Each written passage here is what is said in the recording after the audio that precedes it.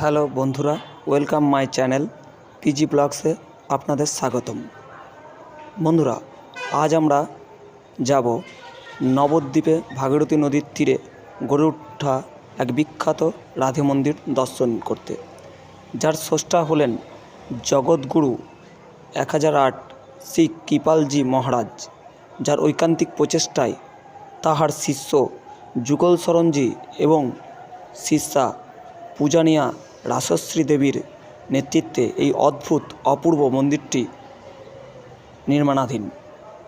ফাঁকা বসতিহীন প্রায় 25 বিঘা জায়গায় গড়ে উঠেছে এই মন্দিরটি। বিভিন্ন বাহারি গাছপালা ও ফুলের মেলবন্ধনে এক অপূর্ব দৃশ্য। মন্দিরে যাওয়ার পর আরও শোনা গেল এই রাধে মন্দিরের অধীনেই একটি দাতব্য হসপিটাল ও একটি শিক্ষাকেন্দ্র গড়ে তোলা হবে। আপনারা যারা এখনও এই মন্দিরটি দর্শন করেননি, তারা নবদ্বীপ নিমতলা মোড় মাল্যপাড়া পিএইচ জল প্রকল্পের সামনে গড়ে ওঠা মন্দিরটি অবশ্যই দর্শন করুন। মন্দিরটিকে অপূর্বভাবে গড়ে তোলা হয়েছে। সুন্দর সুন্দর বাহারি গাছ ও ফুলের মেলবন্ধনে অপূর্ব এক দৃশ্য।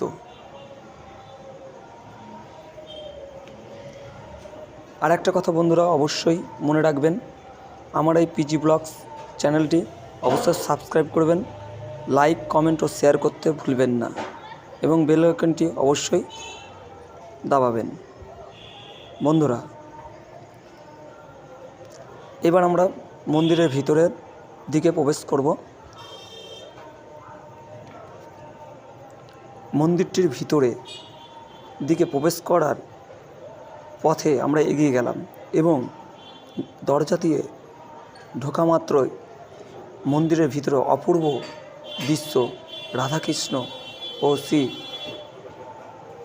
কৃপালজি মহারাজ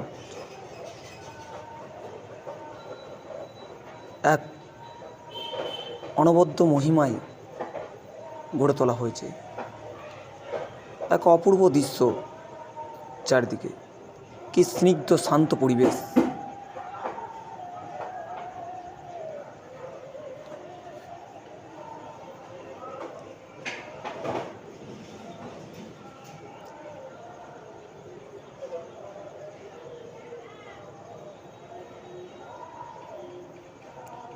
আপনারা দেখছেন জগৎগুরু কৃপালজির চরণ পাদুকা, যেটি মন্দিরের যে মেন নাট মন্দির তার সামনেই রাখা আছে।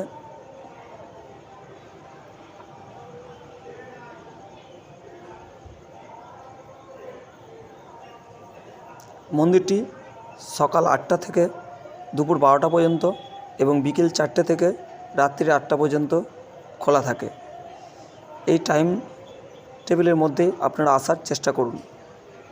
মন্দিরের পিছনের দিকে যে গাছপালাগুলো দেখা যাচ্ছে, ওখানেই একটি হসপিটাল ও শিক্ষাকেন্দ্র গড়ে তোলা হবে বলে শোনা গেল। মন্দিরটি একবারেই নবদ্বীপের ভাগীরথী নদীর তীরে গড়ে উঠছে।